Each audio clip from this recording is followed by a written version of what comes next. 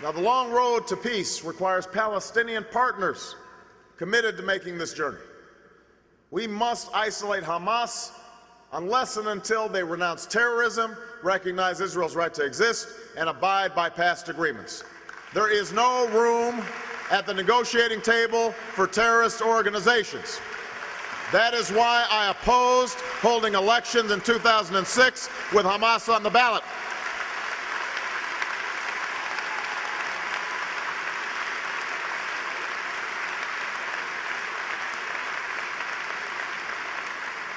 The Israelis and the Palestinian Authority warned us at the time against holding these elections. But this administration pressed ahead, and the result is a Gaza controlled by Hamas, with rockets raining down on Israel. Now, let me be clear. Israel's security is sacrosanct. It is non-negotiable. The Palestinians need a state.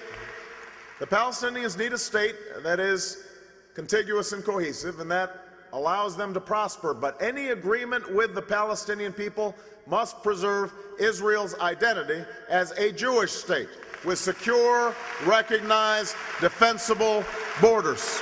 And Jerusalem will remain the capital of Israel, and it must remain undivided.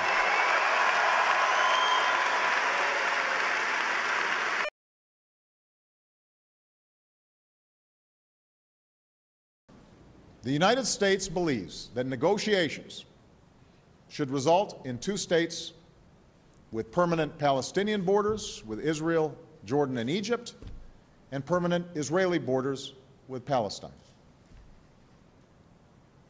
We believe the borders of Israel and Palestine should be based on the 1967 lines with mutually agreed swaps, so that secure and recognized borders are established for both states.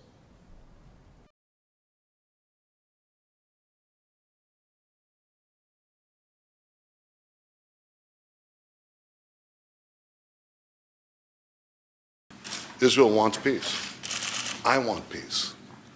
What we all want is a peace that will be genuine, that will hold, that will endure.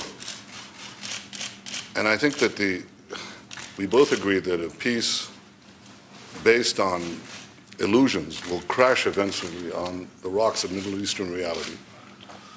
And that the only peace that will endure is one that is based on reality, on unshakable facts. I think for there to be peace, the Palestinians will have to accept some basic realities.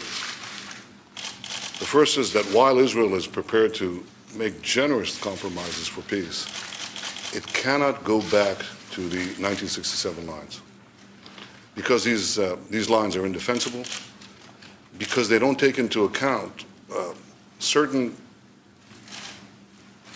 changes that have taken place on the ground, demographic changes that have taken place over the last 44 years. Remember that before 1967, Israel was all of 9 miles wide, was half the width of the Washington Beltway. And these were not the boundaries of peace. They were the boundaries of repeated wars, because the attack on Israel was so attractive from them. So we can't go back to those indefensible lines, and we're going to have a long-term military presence along the Jordan. I discussed this with the President. I think that we understand that Israel has certain security requirements that will have to come into place in any deal that we make. The second is echoes something the President just said, and that is that Israel cannot negotiate with a Palestinian government that is backed by Hamas. Hamas, as the President said, is a terrorist organization committed to Israel's destruction. It's fired thousands of rockets on our cities, on our children. It's recently fired an anti-tank rocket at a yellow school bus, killing a 16-year-old boy. And Hamas has just attacked you, Mr. President, and the United States for ridding the world of bin Laden. So Israel obviously cannot be asked to negotiate with a government that is backed by the Palestinian version of al-Qaeda. I think President Abbas has a simple choice. He has to decide if he negotiates or keeps his pact with Hamas, or makes peace with Israel. And I can only express what I said to you just now, that I hope he makes the choice, the right choice of choosing peace with Israel. The third reality is that the Palestinian refugee problem will have to be resolved in the context of a Palestinian state, but certainly not in the borders of Israel.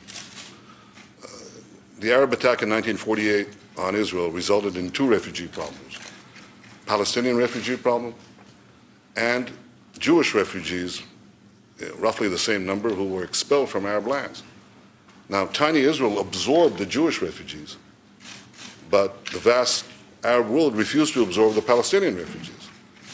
Now, 63 years later, the Palestinians come to us and they say to Israel, accept the grandchildren, really, and the great-grandchildren of these refugees, thereby wiping out Israel's future as a Jewish state. So it's not going to happen. Everybody knows it's not going to happen. And I think it's time to tell the Palestinians forthrightly, it's not going to happen. The Palestinian refugee problem has to be resolved. It can be resolved. And it will be resolved if the Palestinians choose to do so in a Palestinian state. That's a real possibility.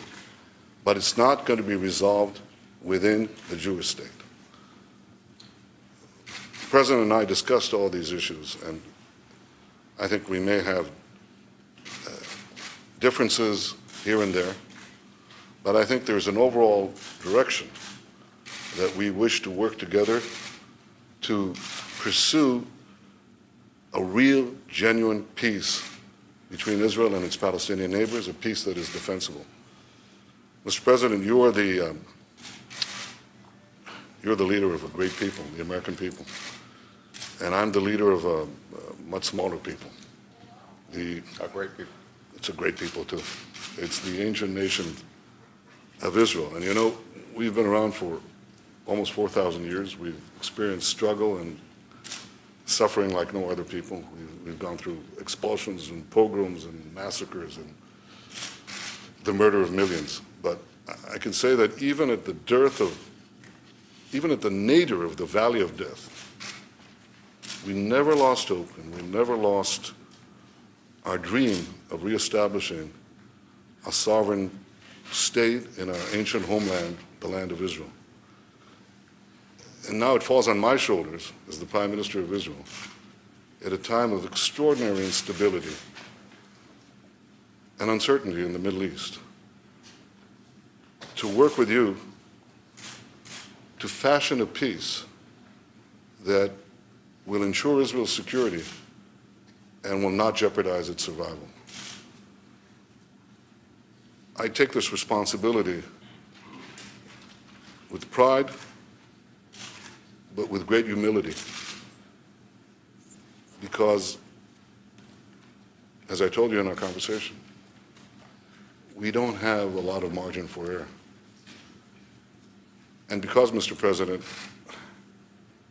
history will not give the Jewish people another chance.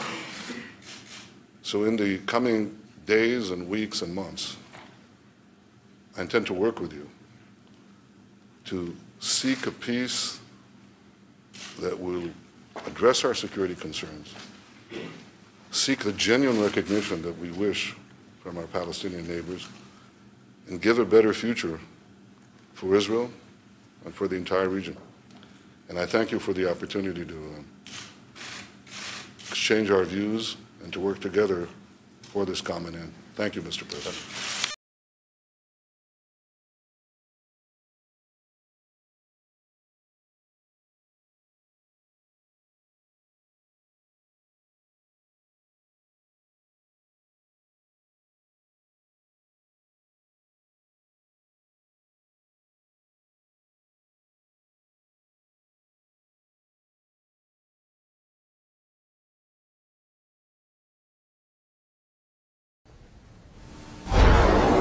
Last year's conference in Africa on racism, which the United States would not participate in because somebody dared to point out the racism which still supports both here and in Israel. I said that dirty word again. Every time you say Israel, Negroes get awfully quiet on you because they scared. Don't be scared. Don't be scared. You don't don't see the connection between 91101 and the Israeli-Palestinian? Something wrong. You want to borrow my glasses? And the Jewish vote, the AIPAC vote, that's controlling him, that will not let him send a representation to the Darfur Review Conference, that's talking this craziness in Israel because they're Zionists. They will not let him talk to somebody who calls the spade what it is. Ethnic cleansing that's going on in Gaza, the ethnic cleansing of the Zionists is a sin and a crime against humanity.